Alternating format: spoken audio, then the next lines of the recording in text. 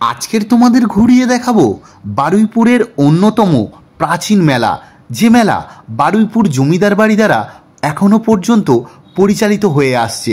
তাহলে চলো শুরু করা যাক সত্যি মায়েরির আরও একটা নতুন ব্লগ। এখন আমরা চলে এসেছি বারুইপুর রাসমাঠে, রাস মেলা দেখ, বাদামের দোকান। আর এই রাস্তায় বাঁ দিকে তো গাছের দোকানগুলো থাকে, আর ডান দিকে বাদাম জিলেপির দোকান অনেক বসেছে। এই পপকর্নগুলো ভাজা হচ্ছে, বেশ গন্ধ বাড়ছে ভালো।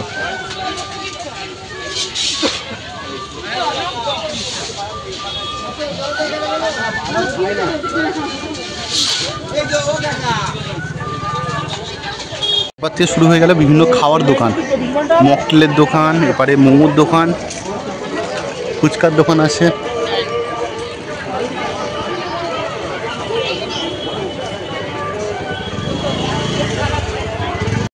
আমরা মেলা পরে ঘুরবো, আগে জমিদার বাড়ির ভিতর দিকে যাচ্ছি আমরা।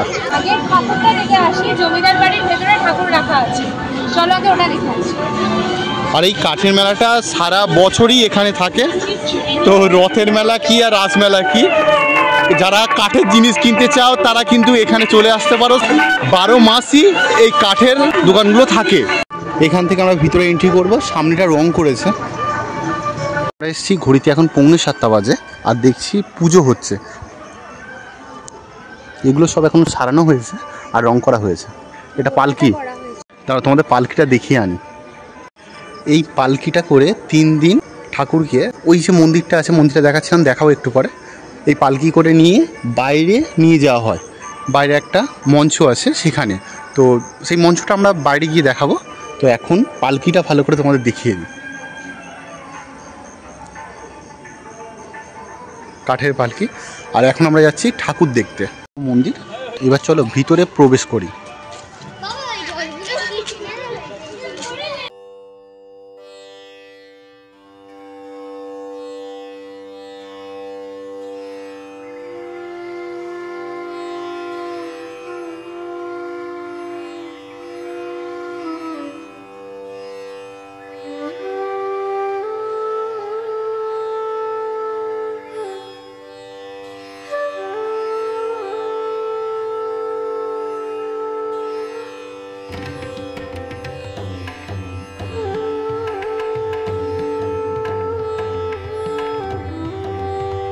এখন আমরা চলে এসেছি আনন্দময়ী মায়ের মন্দিরে। চলো মায়ের একবার দর্শন করে আসি।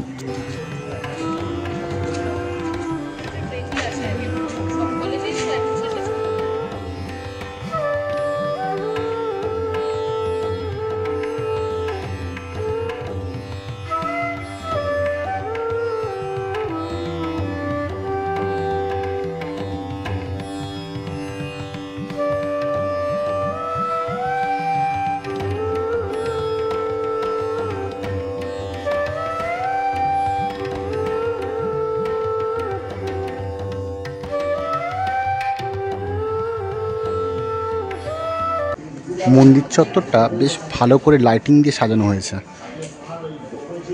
আমাদের ঠাকুর দর্শন হয়ে গেল, এবার মেলা ঘুরতে যাব।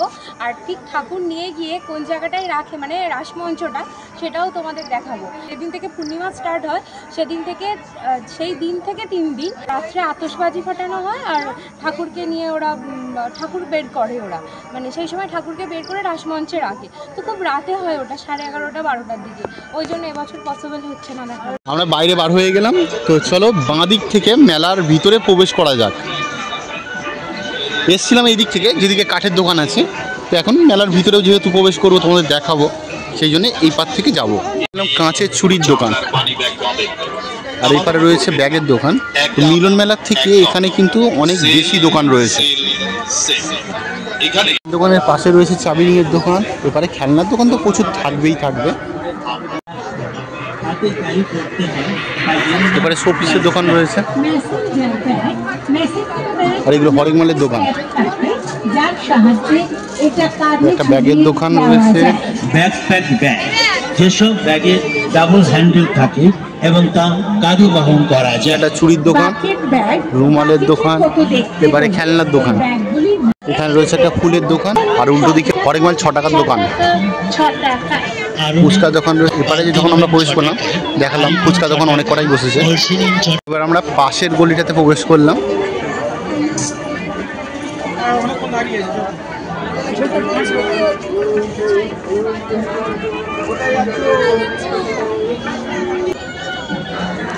এটা 10 টাকা সেলের দোকান, প্রচুর ভিড় সেই জন্য। এই তো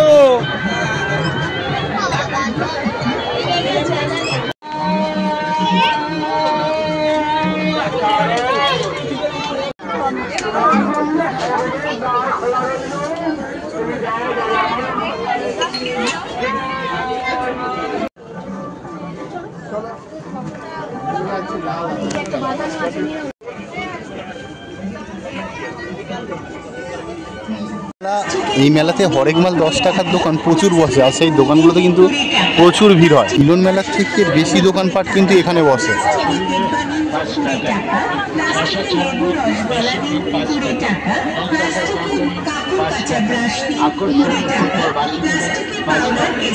বাচ্চাদের চড়ার জিনিসও প্রচুর রয়েছে।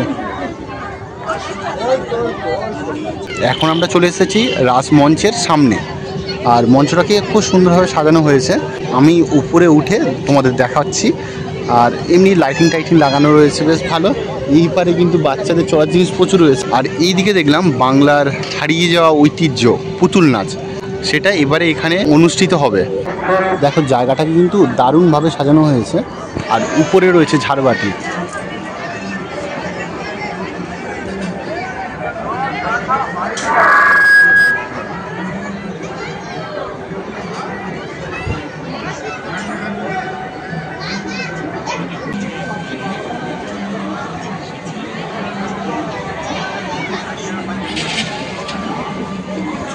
এবার আমি নিচের দিকে নেমে যাব।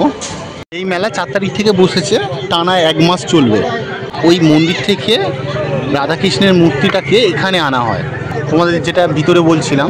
এবার চলে এখান থেকে আমরা অন্যদিকে যাই।